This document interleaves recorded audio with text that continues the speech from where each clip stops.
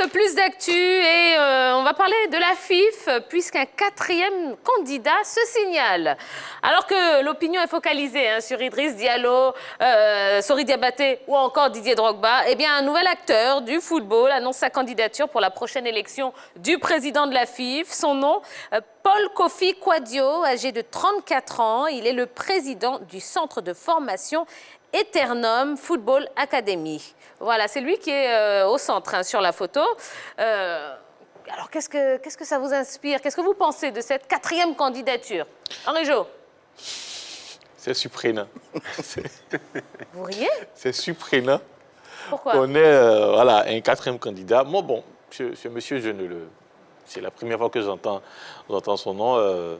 C'est pas un personnage très, très connu de l'environnement du foot ivoirien, comparé à ces trois déclarés, même si ce n'est pas de façon officielle, M. Sori, Idriss et Drogba, ce n'est pas encore officiel, mais ce quatrième-là, moi... Vous n'y croyez pas? Je n'y crois pas. D'accord. Quelqu'un le connaissait ici aussi? Non, j'avoue que je le découvre aussi. Paul Kofi Kwadwo, 34 ans. Mais sa candidature est tout à fait légitime. On apprend qu'il est président d'un centre de formation. Ah oui? Donc, il a les intérêts dans le domaine du football. Donc, sa candidature est légitime. Ensuite, comme tous les candidats, il a un profil avec des atouts et des faiblesses. Il est jeune. Je pense qu'il sera la voix des petits, la voix des sans-voix. Bon, du courage à lui et bienvenue dans la course. Mais vraiment, il aura besoin de courage parce que ça va pas être facile pour lui. Ah oui, ça, ce n'est rien encore. Il y aura un cinquième, un sixième.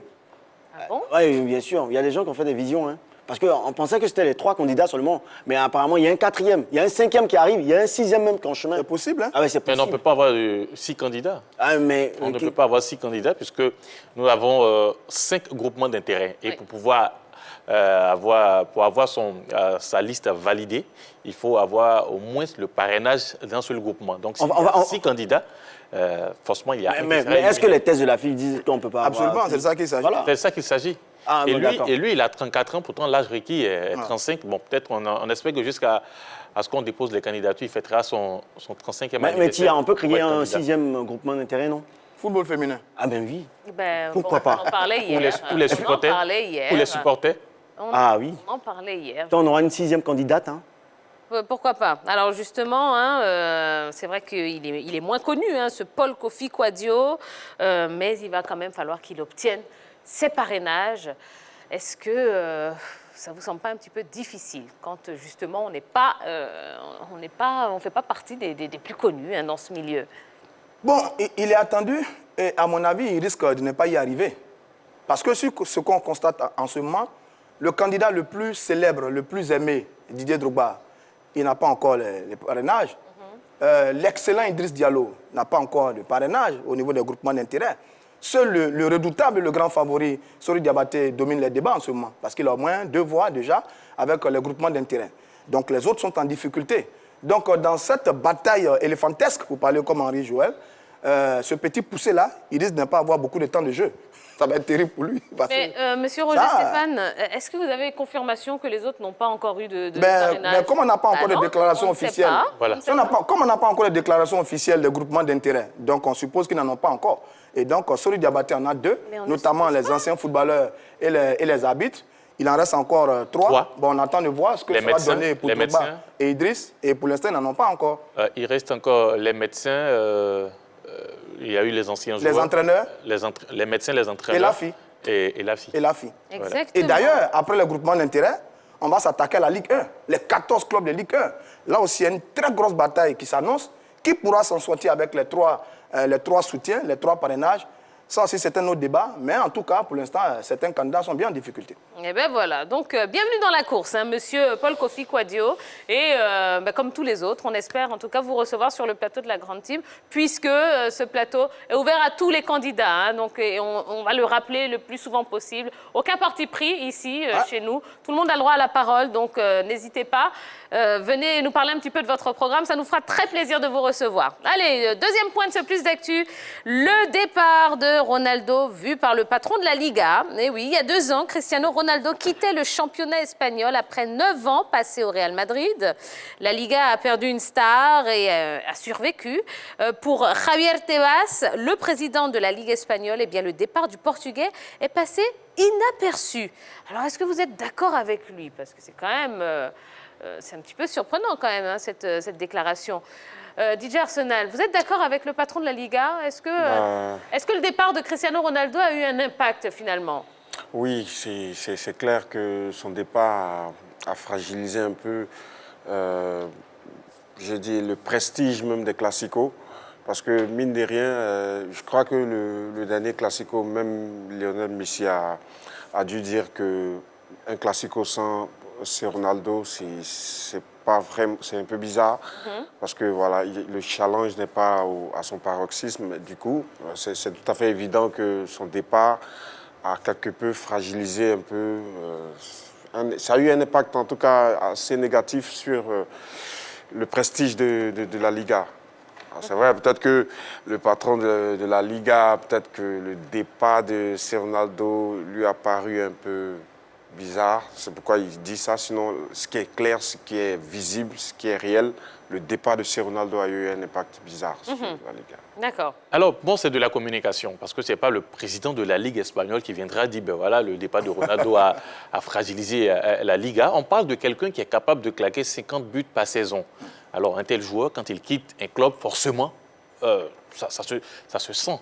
Et aujourd'hui, Ronaldo, même avec son arrivée du côté de la Juventus, ça a donné une autre envergure au niveau au calcio italien. Donc, il ne peut pas venir nous dire qu'on l'aime ou on ne l'aime pas. Ronaldo, son départ, forcément, a impacté le Real et aussi la Liga. Non, il faut comprendre le président de la Fédération espagnole de football, c'est tout à fait juste. Hein? Il ne va pas dénigrer son propre championnat. Mais quand vous perdez un athlète comme Cristiano Ronaldo dans votre compétition, oui, c'est vraiment un manque à gagner. C'est 50 buts en moins dans la saison. C'est du spectacle en moins. C'est des dribbles en moins. C'est des coups d'éclat en moins. C'est beaucoup de choses en moins. Et puis, ce sont des ventes de maillots en moins. Ah ben oui, absolument. C'est de ça qu'il s'agit. Oui. Cristiano Ronaldo est un vrai phénomène. C'est l'un des meilleurs joueurs au monde sur ces 10 dernières années. En plus, sur la rivalité à Lionel Messi. Messi était un peu... On a senti un peu Messi débuter cette saison. On n'a pas senti le vrai Messi parce que bon, Ronaldo n'était pas là. La stimulation a manqué. Donc, c'est vrai que le départ de Ronaldo, c'est vrai que la Liga survivra parce que c'est la Liga. Beaucoup de joueurs sont passés. Mais je veux dire, Ronaldo, pendant 9 ans au Real de Madrid, c'est environ 450 buts inscrits. Il a apporté un petit quelque chose quand même à ce championnat espagnol. Et tenez-vous bien, avant l'arrivée de Ronaldo, le classico ou bien le choc le plus suivi au monde, c'était Manchester United-Liverpool. Ouais. Et depuis son arrivée, le classico espagnol est passé devant le Derby of England, comme on le dit. Donc voilà, il ne peut pas dire ça. On va prendre la réaction de quelqu'un sur la page Facebook de la 3. La réaction de Jean Mermoz J, qui nous dit « Le départ de Cristiano ne peut pas être passé inaperçu. Messi et lui donnaient du piment au Classico. J'avoue que depuis son départ, le Classico n'a plus sa saveur datant. Quant au Real, il a perdu son canonnier et cela se ressent fortement. Ah, bien sûr. D'accord. C'est juste. Oui, vous êtes d'accord avec... Non, c'est juste, c'est parfaitement juste. D'accord. Eh bien, très bien. Allez, qu'est-ce qu'on fait? Ah bah oui, on va bavarder un petit peu avec notre invité, DJ Arsenal. Est-ce que vous allez souvent au stade voir des matchs du championnat ivoirien? Sincèrement, non. Sincèrement, non. Bon, il y a quelques raisons. Souvent, je suis pas à Abidjan et soit je suis occupé. Et après, il y a la paresse que cette Liga nous a donnée. Franchement, j'utilise ce mot, sincèrement. Il n'y a pas ce que l'on recherche. Il n'y a pas ce que l'on voyait avant quand la SEC l'Africa se rencontrait, ou le stade, ou le Stella. Il n'y avait pas cette hargne-là des joueurs à vouloir produire de spectacles. Nous sommes à la maison, nous regardons un match et on se dit, bah tiens, j'aurais dû partir au stade. Tu vois, il n'y a pas ce truc-là, ça manque. C'est vrai qu'ils sont très talentueux, ils sont bons, mais il y a un petit truc qui manque. Et je ne sais pas si ces différents candidats qui viendront à la FIFA pourront ajouter ce petit sel. À la FIFA ou... À la FIFA. D'accord. Pourront ajouter cet engouement-là à notre football. Franchement, J'ai pas encore ce Mais Arsenal truc-là. DJ et le derby à Sec Africa, il n'y a pas longtemps. Là. Ouais, je l'ai suivi à la télé. Ah, mais c'était bon, hein? Mais c'était pas mal. C'était pas mal. C'était pas mal. Voilà, vous auriez dû. C'était pas mal parce qu'il y a eu du public. Ouais, c'était pas mal parce qu'il y a eu du public, mais après, le match n'était pas... C'était pas mal en tout cas. Si on devait le noter sur 10, j'aurais donné pratiquement 6 ou 7. Vous avez vu, il y a de la valeur ici. Hein. Oui, je sais. Je sais. Non, il n'a pas dit qu'il n'y a pas de valeur. Ah, Il mais- dit que, justement, il y a moins d'engouement à aller au stade parce que le spectacle y est quand même un petit peu... Mais ça dit qu'au football, il y a ce qu'on appelle le 12e homme. Ça existe au football. Et le 12e homme, c'est le public. Le public. Il permet aux joueurs de transcender, de se sublimer. C'est un apport indéniable. Et quand j'entends dire ça sur nos championnats aujourd'hui, ça m'embête un peu sur l'attitude des supporters.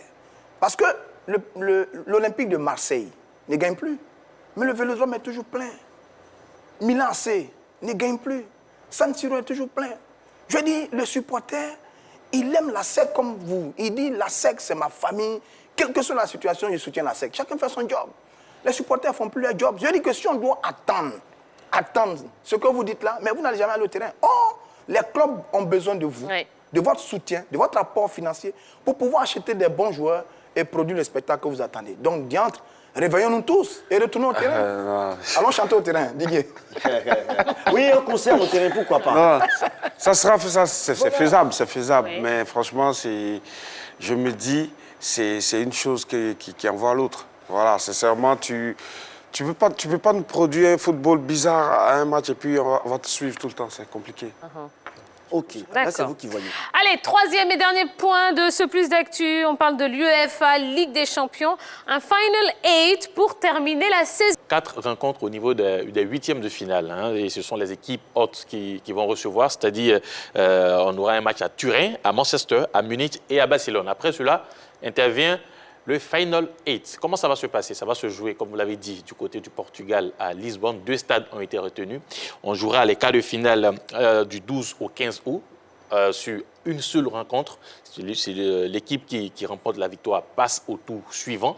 Ensuite, les demi-finales, les 18 et 19 août. Et puis la finale, le 23 août. Ces matchs se joueront à huis clos. Voilà. Alors, Il qu'est-ce que il vous n'aura pensez de plus cette nouvelle d'aller-retour. formule? Voilà. D'accord, ok. Ouais, c'est une formule adaptée à la situation. Parce que ça évite un peu beaucoup de déplacements. Donc on regroupe tous les pays, enfin tous les clubs dans un pays, notamment à Lisbonne, au Portugal, pour un tournoi final. C'est juste un tournoi final. Cette fois-ci, il n'y aura pas de match en aller-retour. Tout va se jouer en un match sur chaque tour. Et puis on va boucler la compétition. On aura fini, comme il dit, les 4 derniers matchs des huitièmes de finale. Car demi-finale, un match sur chaque étape de compétition pour terminer la compétition. Je pense que c'est la solution que l'UEFA a trouvée. Ça va se jouer entre le 12 et le 23 août. Rapidement, on va terminer la Ligue des Champions. Mais Et puis on va pour passer à la ajouter à prochaine. cela, il faut savoir que les matchs restants au niveau des huitièmes de finale se joueront les 7 et 8 août. C'est bien ça. Alors, est-ce que, si on ramène ça à nos réalités, hein, à nous, est-ce que la CAF ne pourrait pas s'inspirer justement de cette proposition pour terminer les compétitions africaines? C'est le moment de tester un peu la capacité d'organisation du Cameroun, hein, puisque le Cameroun est censé recevoir la CAN prochaine. Donc, c'est le moment de tester un peu ces Camerounais là sur l'organisation d'une telle compétition avec peut-être des équipes réduites. Donc, voilà, on peut essayer ça ici. C'est ce qui est annoncé d'ailleurs, c'est ce qu'on sent. Parce qu'on prévoit donc la Ligue des Champions du côté de Douala au Cameroun et la Coupe de la Confédération du côté de Rabat au Maroc. Et ça va être plus facile pour les Africains parce que nous, on est à l'étape des demi-finales. Donc il y a moins de matchs parce que les Européens sont encore au quart, pendant 8e et quart de finale. Nous, c'est juste des demi-finales. Donc il y a moins de matchs. En plus, la CAF a déjà préfinancé les primes par rapport à la phase de poule des deux compétitions. Oui. Donc Ligue des Champions et Coupe de la Confédération. Donc on ne sera d'ailleurs pas étonné de voir la CAF dans les jours à venir annoncer peut-être un Final Four comme à l'européenne pour terminer la Ligue des Champions sur le continent africain. Donc, ce serait ça la solution, Ouais, hein, ça va venir. finalement. Je hein. pense, oui, je pense, oui. Arsenal. Oui, mais moi je pense plutôt à l'aspect tragique que ces options-là ont sur le football. Parce que mine de rien, c'est vraiment pas intéressant de jouer à huis clos, ces genres de compétitions, ces genres de matchs-là. C'est vrai qu'à la maison, déjà, les salons sont pleins. Et quand le stade est bondé, on se sent dans la sphère footballistique. Donc du coup, jouer ce genre de match-là à huis clos, c'est vraiment terrible. On n'a pas le choix. Ah ouais. Il faut s'adapter et franchement, Je suis de tout Comme cœur quoi, le avec. public est très important pour un match. Ouais, c'est très, très Ah oui, c'est ce que je disais. Hein. Donc, retournez au stade. Retournez au stade. Retournez au stade. On vous l'a dit. Ça va venir, ça va venir. Retournez Bien au joué, stade. Dia. D'ici la fin de cette émission, je pense que vous arriverez à me convaincre, mais ça va venir. Ah oui. Comme tu la vois. D'accord. Allez, une triste nouvelle hein, pour terminer. La nouvelle est tombée donc dans la journée.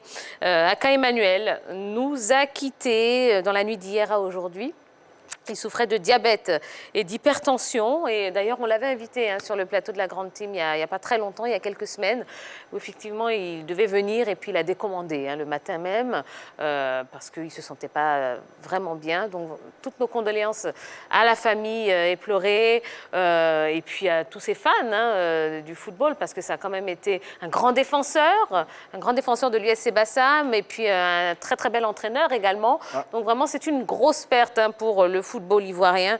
Donc vraiment, Yako à la famille. Voilà, toutes nos pensées.